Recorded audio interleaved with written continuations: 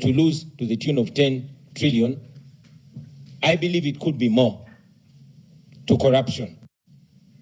But again, she goes further to break it down to us and tell us that out of the 45.9 million Ugandans, it is only 350,000 Ugandans that are in that circle.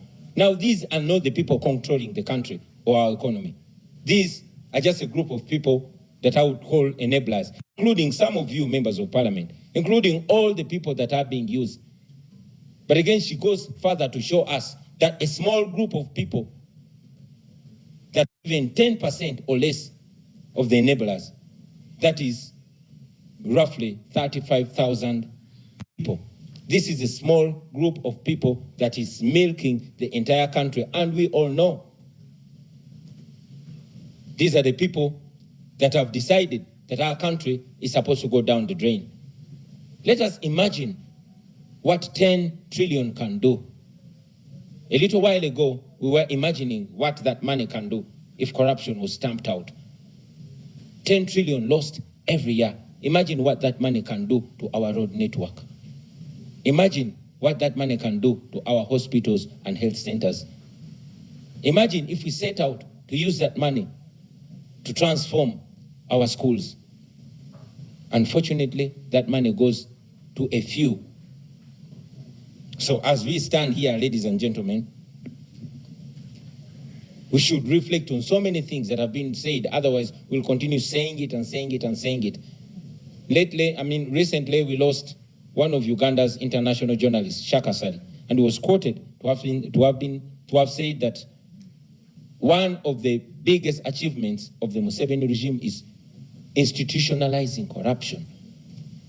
And that is true, because we all can realize that corruption is a currency in this regime.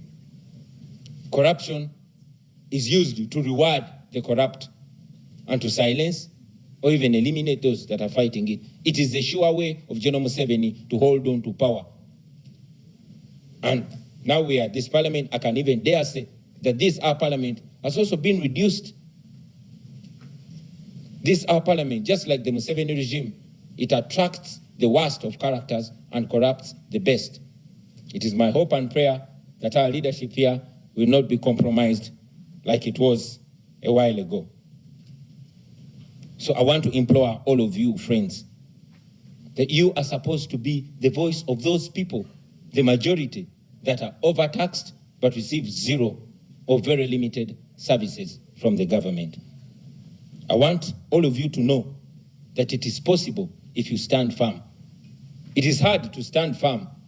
Our leader of opposition said one time, and I agreed with him, that when you fight corruption, corruption fights back.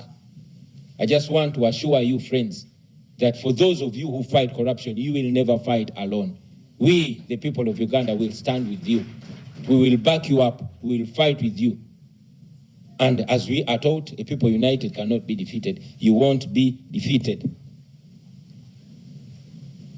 Finally, friends, I also want to mention that corruption, on a close analysis, is but just a symptom of a bigger problem. And that problem is misrule. That problem is dictatorship. That problem is a rulership, not a leadership, a rulership that has no account, that does not feel obliged with the people and is not answerable to the people. Friends, when you see flies hovering over a mess, you don't just spray the flies, you remove the mess and the flies will go away. We need to remove this dictatorship and corruption will be history. Thank you very much for God and my country.